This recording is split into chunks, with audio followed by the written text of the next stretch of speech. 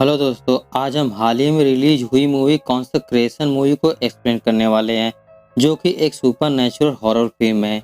इस मूवी को डायरेक्ट किया है क्रिस्टोफर स्मिथ ने और इस मूवी की स्टोरी भी इन्होंने लिखी है। बात करें इस मूवी की IMDb पर रेटिंग के तो फिलहाल इस समय 5.3 आउट ऑफ 10 है। इस मूवी की रेटिंग बढ़ने की चांस है क्योंकि इसकी स्टोरी में काफ़ी दम है। तो चलिए देर न करते हुए हम मूवी की स्टोरी को आगे बढ़ाते हैं। मूवी के स्टार्टिंग में हम ग्रेस को देखते हैं जो कि वर्कआउट कर रही होती है और उसकी वॉइस ओवर से हमें पता चलता है कि उसके भाई का कहना है कि उसके पास एक गार्डियन एंजल है, जिस पर ग्रेस को विश्वास नहीं होता है। तभी वहां पर मदर सुपेरियर आती है जो कि ग्रेस को गन पॉइंट पर ले लेती है और यह सीन यहीं से शिफ्ट हो जाता है। इसके बाद हम लंदन में ग्रेस को देखते हैं जो कि आंखों की डॉक्टर होती है। एक दिन उसके पास एक ओल्ड कपल आते हैं जो अपना आंखों का इलाज करवाना चाहते हैं। ग्रेस उनके सारा चेकअप करती है और उन्हें डॉक्टर जॉन को रेफर करती है और बताती है कि डॉक्टर जॉन ग्रेस के काफ़ी अच्छे फ्रेंड है जो उनका सस्ते में इलाज कर देंगे। इसके बाद ग्रेस डॉक्टर जॉन से मिलती है और उस ओल्ड कपल के बारे में बताती है और उनसे कम फीस लेने के लिए कहती है। इसके बाद ग्रेस अपने घर पर जाती है जहां पर वो उस कपल को ईमेल करके डॉक्टर जॉन से मिलने के लिए कहती है। तभी वहां की लाइट चली जाती है और ग्रेस को अपने ही घर में किसी की मौजूदगी महसूस होने लगती है और हम ग्रेस के पीछे एक साय को देखते हैं, लेकिन ग्रेस को वहां पर कोई भी नजर नहीं आता है। फिर ग्रेस देखती है कि उसके और उसके भाई के फोटो पे ब्लड लगा हुआ है, वो भी बिल्कुल फ्रेश ब्लड। वह इसके बारे में सोचने लगती है तभी उसके घर का फोन रिंग होने लगता है। तो जाकर ग्रेस उस फोन को रिसीव करती है तो फोन पर पुलिस वाले होते हैं जो कि कहते हैं कि उसके भाई की मृत्यु हो गई है, शायद उसने सुसाइड किया है। जिसे सुनकर ग्रेस वहीं पर रोने लगती है। फिर वह अगले दिन स्कॉटलैंड के लिए निकल जाती है जहां पर वो डिटेक्टिव हरीश से मिलती है जो उसे बताता है कि उसका भाई माइकल सबसे पहले एक पादरी को जान से मार दिया है, फिर वह जाकर खुद को ही मार डाला। लेकिन इस बात पर ग्रेस को विश्वास नहीं होता है क्योंकि उसका कहना है कि उसका भाई ना तो किसी को मार सकता है और ना ही खुद की जान ले सकता है। जरूर उसके साथ कुछ बुरा हुआ होगा। फिर हरीश ग्रेस को लेकर स्कॉटलैंड के एक चर्च में जाते हैं जहाँ पर माइकल एक पादरी का काम करता था। फिर ग्रेस यहाँ पर मदर सुपेरियर से मिलती है जो कि उन्हें बताती है कि उसका भाई किसी डार्कनेस का शिकार हुआ था और वो पोजीशन में आकर फादर कैरोल को मार डाला और फिर वो अपनी जान ले लिया। लेकिन इन सब बातों पर ग्रेस को विश्वास नहीं होता है। फिर हरीश उसे लेकर सीधे उस जगह पे जाता है जहाँ पर उसका भाई माइकल ने सुसाइड किया था और ग्रेस उस जगह की अच्छे से छानबीन करती है तो उसे वहाँ पर कुछ भी नहीं मिलता है। इसके बाद ग्रेस मुर्दा घर में जाती है जहां पर अपने भाई माइकल की बॉडी को देखकर रोने लगती है और वो उसके बॉडी को चेक करती है तो उसके बॉडी पर कुछ भी नहीं मिलता है, जैसे कि उसकी बॉडी पे समुद्र के रेत नहीं मिलते हैं और किसी चीज के निशान भी नहीं होते हैं। तभी ग्रेस को माइकल की आत्मा दिखाई देती है जो उससे कहता है कि ग्रेस यहाँ बहुत खतरा है, जल्दी से तुम यहाँ से चले जाओ। तभी ग्रेस को अपने अतीत का विजन आने लगता है जिस कारण वो बेहोश हो जाती है। जब उसकी आँख खुलती है तो वो हॉस्पिटल में होती है जहां पर उसके पास फादर रोमेरो आते हैं जो उसे बताते हैं कि माइकल के केस के लिए उन्हें वेटिकन ने भेजा है, अब से वही माइकल के केस को हैंडल करेंगे। फिर वह ग्रेस से पूछते हैं कि क्या तुम्हारा कोई रिलेटिव है जिससे मैं यहाँ पर बुला सकता हूँ। तो ग्रेस कहती है कि उसका कोई रिलेटिव नहीं है, उसकी माँ मर चुकी है और उसके पिता जेल में है क्योंकि ग्रेस की माँ को उसके पिता ने ही मारा था। थोड़ी देर बाद ग्रेस को एक विजन आता है जिससे हमें पता चलता है कि ग्रेस के पास कुछ अनोखी शक्तियाँ हैं जिससे वह पास्ट और फ्यूचर दोनों को एक साथ देख सकती है। लेकिन यहाँ पर ग्रेस को उस विजन के बारे में कुछ भी आइडिया नहीं होता है कि ये सब विजन उसे क्यों आते रहते हैं। फिर ग्रेस हॉस्पिटल से निकलकर सीधे उसी जगह पहुंचती है जहाँ पर माइकल ने सुसाइड किया था। तभी वहाँ पर ग्रेस को एक विजन आता है, उसे ऐसा लगता है कि वहाँ पर बहुत सारी नन सुसाइड कर रही है जिसकी वजह से उसे चक्कर आ जाता है और वह अभी समुद्र में सीधे गिर जाती है।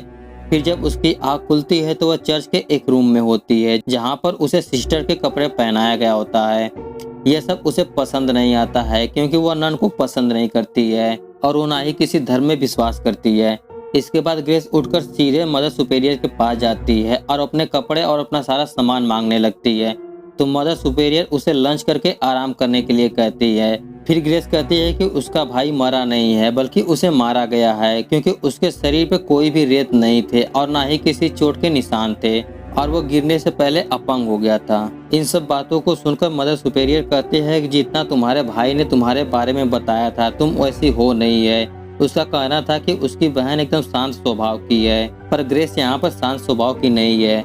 तभी वहाँ पर फादर रोमेरो आ जाते हैं, जो ग्रेस को लेकर सीधे उसी जगह पे जाते हैं और उसे वहाँ पर एक पवित्र निशान दिखाते हैं। फादर उसे बताते हैं कि जो लोग जितने पाप किए होते हैं वो लोग उतना ही कदम इस निशान से पीछे लेते हैं। जिसके जितना ज्यादा पाप होते हैं वो उतना ही पीछे जाता है। आखिरी में आकर वो इस चट्टान से नीचे गिर जाता है, लेकिन वो मरता नहीं है क्योंकि गॉड उसे अपनी शरण में ले लेते हैं। फिर फादर उसे लेकर माइकल के कमरे में जाते हैं, जहाँ पर माइकल के कुछ सामान पड़े हुए होते हैं जिन्हें ग्रेस देख सकती है, और फादर यहाँ से चले जाते हैं। फिर ग्रेस माइकल के सामान को तलाशी लेने लगती है तो उसे वहाँ पर उसकी एक डायरी मिलती है जिसमें कुछ कोड वर्ड में लिखे हुए होते हैं, और इस कोड वर्ड को सिर्फ ग्रेस ही डिकोड कर सकती है। जिसमें माइकल ने ग्रेस के बारे में लिखा होता है कि जब हमने ग्रेस को गोद लिया था तब उसे कुछ भी याद नहीं था, लेकिन ग्रेस वो देख सकती है जो हम लोग नहीं देख पाते हैं। इसके बाद फादर रोमेरो मदर सुपेरियर के पास जाते हैं और उस पर भड़कने लगते हैं कि वो पुलिस को क्यों झूठ बोल रही है। इससे उनकी चर्च की रिपुटेशन खराब हो जाएगी और उस पर कोई भी भरोसा नहीं करेगा कि माइकल को किसी शैतान ने मार दिया है।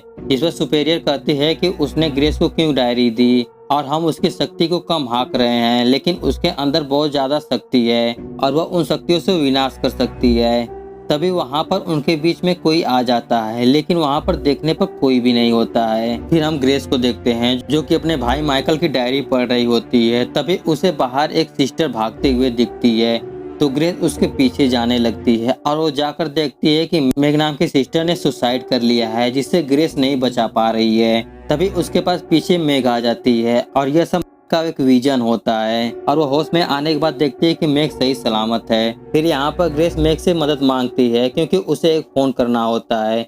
फिर मेग उसे लेकर जाती है जहाँ से ग्रेस अपने फ्रेंड जॉन को फोन करती है और वो जॉन को बताती है कि माइकल मारा गया, उसकी हत्या हुई है और मैं यहाँ पर आके फंस गई हूँ। ना ही लोग मेरा मोबाइल दे रहे हैं और ना ही मेरे कपड़े दे रहे हैं, मुझे यहाँ से जाने तक नहीं दे रहे हैं। और ग्रेस उससे बताती है कि वो ठीक नहीं है, उसे विजन आते रहते हैं। तभी ग्रेस के पीछे मदर सुपेरियर आ जाती है जो उसके विजन के बारे में पूछती है, लेकिन यहाँ पर ग्रेस उसे कुछ भी नहीं बताती है और वो चुपचाप यहाँ से चली जाती है। अगली सुबह माइकल के केस पर डीसीआई हरीश भी काम करने लगता है और वो मदर सुपेरियर को बुलाकर उनसे पूछताछ करने लगता है। उनसे पूछता है कि उन्होंने माइकल की बॉडी को क्यों धोया, तो मदर उसे बताती है कि उसके शरीर को केकड़े खा रहे थे, इसलिए हमने उसे धोकर उसे पवित्र कर दिया जो कि हमारे धर्म में है। और यहाँ पर हरीश उससे कुछ और सवाल करता है और सुपेरियर के जवाब को वो पकड़ लेता है क्योंकि वो सुपेरियर यहाँ पर झूठ बोल रही होती है। और यहाँ पर हरीश अपने शक के आधार पर मदर सुपेरियर को एक सेल में बंद कर देता है ताकि वह उससे और भी जानकारी निकाल पाए। इसके बाद ग्रेस के पास फादर रोमेरो आते हैं जो माइकल की डायरी के बारे में पूछते हैं और कहते हैं कि उन्हें ऐसा लगता है कि उसकी डायरी किसी प्राचीन भाषा में लिखी गई है, जिस पर ग्रेस कहती है कि नहीं, ये एक कोड वर्ड में लिखा गया है जिसे हमने अपनी मॉम के गुजर जाने के बाद सीखा है और हम एक दूसरे से इसी लैंग्वेज में बात कर रहे थे और वह इस डायरी को सिर्फ ग्रेस ही डिकोड कर सकती है। फिर यहाँ से कहानी फ्लैशबैक में जाती है जहाँ पर ग्रेस, माइकल और उनकी माँ एना को एक एक पिंजरे में बंद होते हैं जिन्हें उनके पिता ही उस पिंजरे में बंद किए होते हैं। और यहाँ पर ग्रेस के पास एक चाबी होती है और उसका प्लान होता है कि उस चाबी से वो अपने भाई को खोलकर उसे यहाँ से भगा देगी।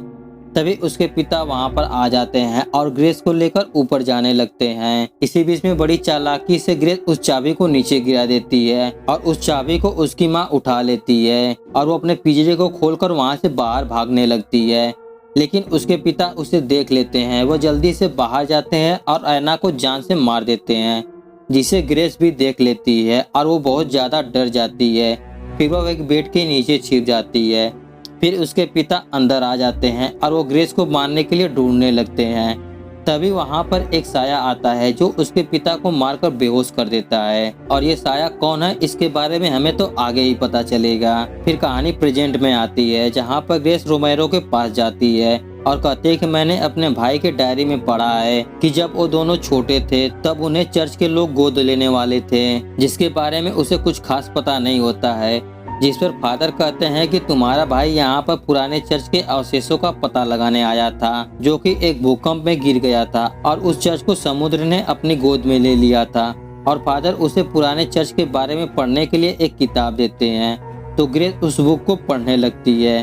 तभी कहानी फिर से फ्लैशबैक में जाती है, जहाँ पर फादर रोमेरो और मदर सुपेरियर माइकल और ग्रेस को लेने के लिए आए होते हैं। लेकिन यहाँ पर वो दोनों सिर्फ ग्रेस को ले जाना चाहते थे, इसलिए वो रास्ते में गाड़ी रोककर माइकल को वहीं पर उतार देते हैं और ग्रेस को लेकर आगे बढ़ते हैं। फादर रोमेरो ग्रेस को बेहोश करने की कोशिश करने लगते हैं। तभी इनकी गाड़ी का एक्सीडेंट हो जाता है, जिसमें तीनों सही सलामत बच जाते हैं। लेकिन यहाँ पर ग्रेस की याददाश्त चली जाती है। प्रेजेंट समय में ग्रेस काफी देर से उस किताब को पढ़ रही होती है और वो पढ़ते पढ़ते थक जाती है, तो वह यहाँ से जाने लगती है। तभी उसे एक खुफिया कमरा दिखता है, जिसके अंदर ग्रेस जाती है, जहाँ पर उसे एक बड़ा सा प्लाई दिखता है, जिसे छूकर ग्रेस कुछ महसूस करती है और उसे पता चलता है कि इसके नीचे इसके भाई माइकल को दबाया गया था और चर्च वाले उसकी मदद से किसी खोए हुए रैलिक के बारे में पता लगा रहे थे। जब माइकल ने उनकी मदद करना बंद कर दिया तो चर्च वाले उसे यहाँ पर मारने के लिए लाए होते हैं। लेकिन यहीं पर माइकल ने अपनी बचाव करते हुए एक पादरी को मार दिया था। फिर मदर सुपीरियर यहाँ पर आती है और उसे चट्टान से नीचे फेंक देती है।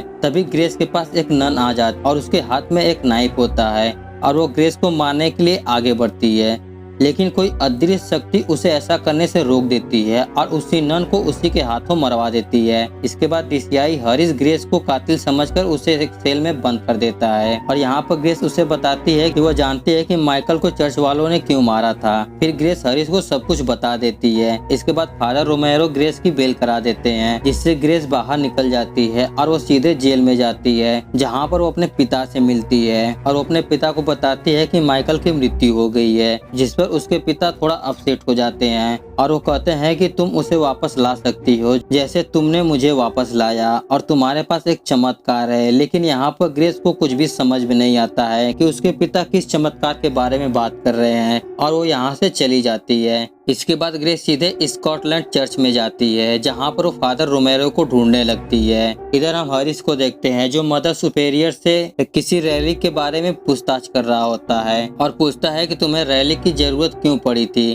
तब मदर उसे बताती है कि माइकल बेवकूफ नहीं था, वो भगवान का आदमी था और वो काफी प्रतिभाशाली था। उसने रैली को ढूंढ लिया था और उसने हमें वापस करने का फैसला भी किया था। माइकल ने उसकी शक्ति को नहीं समझा था, जो कि काफी खतरनाक है, और हमें उस रैली को पवित्र करने की जरूरत थी नए सिरे से, जहाँ पर रैली कोई चीज नहीं बल्कि एक व्यक्ति है और वो ग्रेस है और वो काफी खतरनाक है। और यह सुनकर ग्रेस तुरंत ही ग्रेस को ढूंढने के लिए निकल पड़ता है। चर्च में ग्रेस फादर को ढूंढते हुए मेग के पास पहुंच जाती है। तभी वहाँ पर ग्रेस को मारने के लिए एक नन उसकी तरफ बढ़ती है, लेकिन इस बार भी ग्रेस को कोई अदृश्य शक्ति बचा लेता है और उस नन को वहीं पर मार डालता है, जिसे देखकर मेग काफी ज्यादा डर जाती है और वहाँ से भाग जाती है। फिर जब ग्रेस मेग के पास पहुंचती है तो मेग ने अपने हाथों को काट लिया होता है और यहाँ पर ग्रेस मेग को बचाने की कोशिश करती है, लेकिन वो उसे बचा नहीं पाती है। तभी उसे एहसास होता है कि उसने मेग के मौत का विजन पहले ही देख लिया था। तभी ग्रेस को वहाँ पर आईने के अंदर से अपनी ही आत्मा दिखाई देती है,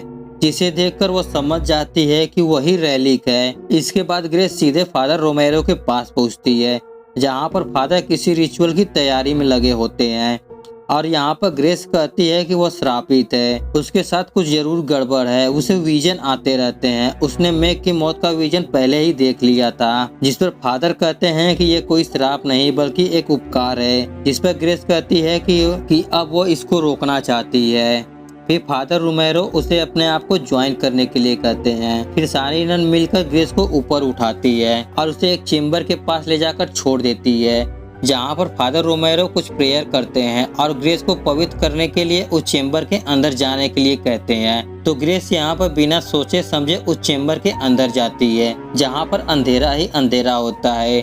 फिर ग्रेस यहाँ पर दीवारों को टच करती है और उसे एक विजन आता है कि उसे पहले भी बचपन में यहाँ पर इस चेम्बर में लाकर बंद किया गया था और फिर उसे यहाँ पर सब कुछ धीरे धीरे याद आने लगता है। फिर फादर रोमेरो उस चेम्बर को सील करवाने लगते हैं, लेकिन उस चेम्बर को सील होने से पहले ही ग्रेस रोक लेती है।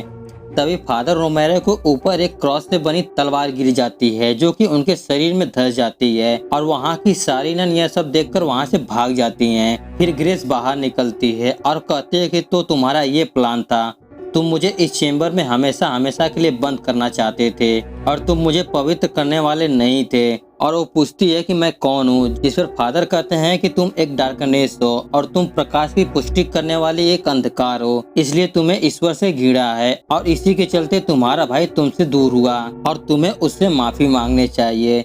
इसके बाद ग्रेस वहाँ से भाग जाती है और वो सीधे उसी पवित्र निशान की जगह पे पहुँच जाती है जहाँ पर वो माफी मांगते हुए पीछे बढ़ने लगती है।